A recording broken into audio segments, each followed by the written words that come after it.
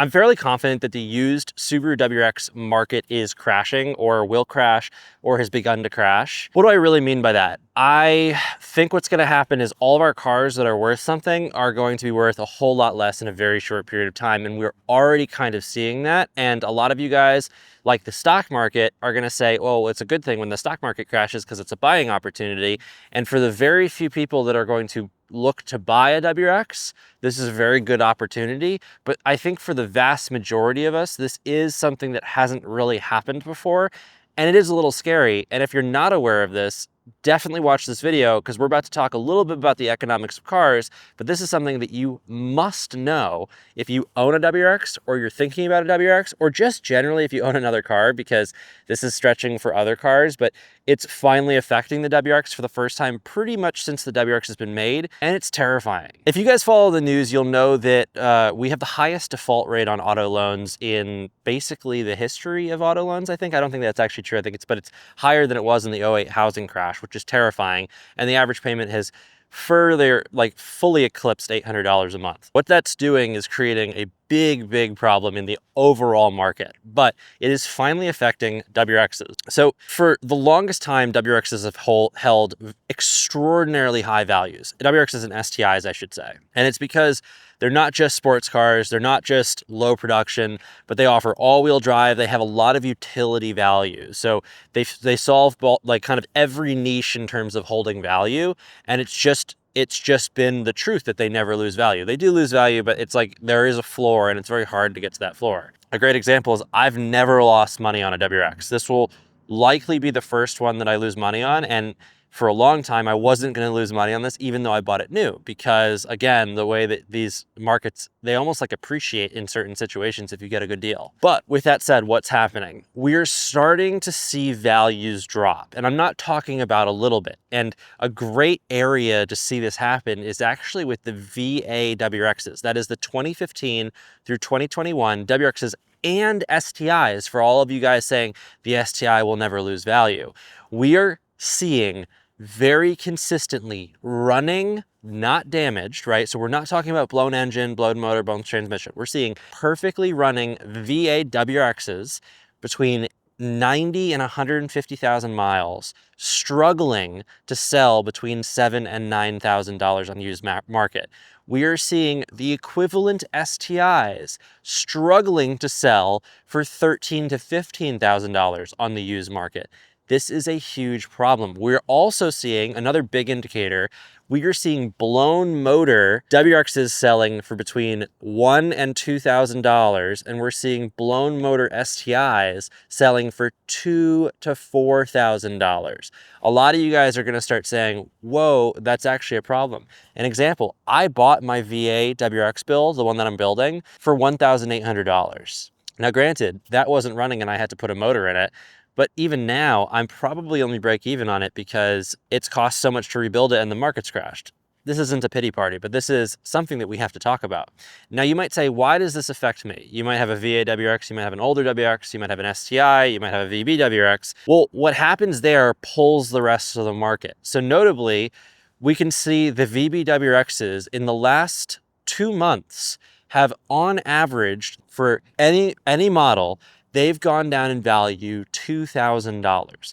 That is on average an 8 to 10% decrease in price in the last 2 months. And here's the problem. They're still not selling. The average amount of days a WRX is listed on a lot right now is 4 times longer than it has been in the last 12 years. At this point, you might be like, bro, why am I listening to this guy? Why does this even matter? I'm 4 minutes into a video and you're like, why do we care about what other people are selling our cars for? Here's the problem. You own a WRX, like I do. You want to go into your next car after this. What do you know about cars these days? How expensive are they? They're ridiculously expensive. For a long period of time, people have been able to survive in this car market that is exceedingly getting more and more expensive because they're bringing more and more value to the table when they buy the next car. The classic example is most Subaru owners and WRX and STI owners can change cars fairly often because they're actually carrying so much equity in their cars, or if they have a loan, they're never really getting to the point where they're underwater, so they're constantly being able to change. Here's the deal. We know two things: that about 50% of you guys watching this video right now are underwater in the current standings on your WRX. This will be the first time this has really ever happened, but I know, just based on publicly available data, that about 50% of you guys have just crossed the equity curve and you're now underwater. You might see WRXs selling for XY amount, but if you actually look at the amount of time that they're spending on the lots and everything like that, and what you would actually get bringing your car to a dealer or selling it private party, if you needed to sell it in less than a 90-day period of time, you were underwater relative to your loan.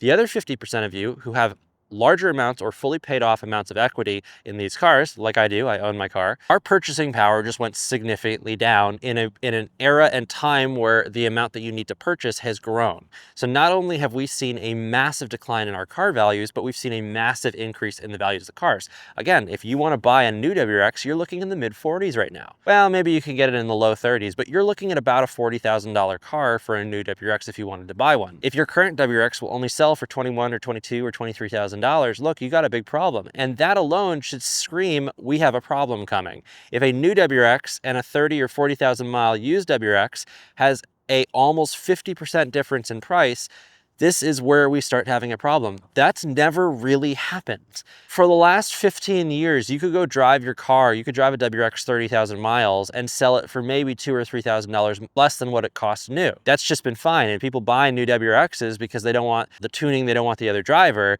but that's really all. You're paying for that cleanliness, and it's been that way forever. Classic example is, like, you used to be able to buy the VA WRXs for like 25, 26, 27 grand, and used, you'd sell them back to them. Like, you could trade in, this classic example. I had my 2015 WRX, and the 2018 WRX model year was coming to a close. And I went into a dealer local to me in end of 2018, and they offered me for my limited 15 WRX, which at the time I think I paid like $23,000 for it. They offered me $24,000 for it. It had 55,000 miles, and they were going to give me a brand new 2018 WRX, a premium, and I want to say it was $24,937. There's a video on the channel that I made because it was so crazy. So I would have been able to swap the WRXs for a couple $100s, which is wild. And the only reason I didn't do that is because I had my eyes on a 16 WRX at the time that I ended up buying for $17,000. Higher mileage, not comparable, but you know, I do find those niche deals.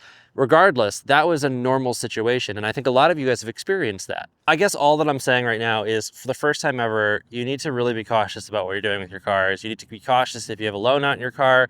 And, you know, I own a performance parts business, and it's crazy probably for me to say this, but if you owe money on your car, focus on paying it off before you mod your car.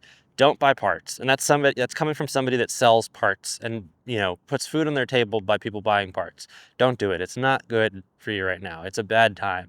And if you own your car, make sure you understand what your car's value is before you sink a ton of money into it. It's the first time we've ever really had to think about this. And I know I keep saying that, but forever, I've never even had to think about that when I make videos and I create content around repairs and maintenance and all the things that come with this car, because for the most part, you do everything. But nowadays, let's say you blow your motor on a VA WRX because you're tuning it, or something goes wrong, or you're on your STI. Great example, right? I got a buddy that's got he's got a 2016 STI, and his head gasket just went, and it did affect the motor. So he needs to put a new motor or have a motor rebuilt on it. I think his car has 88,000 miles, and he's now at the point that if he puts the motor in it, it'll cost him more than what the car is worth if he were to sell it broken. So it's a weird time. Very rarely is that something that you run into. There's usually margin in everything. And the danger with that is, back in the day, you could just liquidate the WRX. You blow the motor, you sell it, but you get good money for it. Like, you used to be able to get 8-10 grand for an STI with a blown motor because somebody could chop it up or they could rebuild it and there's still margin. That doesn't exist anymore. Just flat, doesn't happen. You can't recoup the money.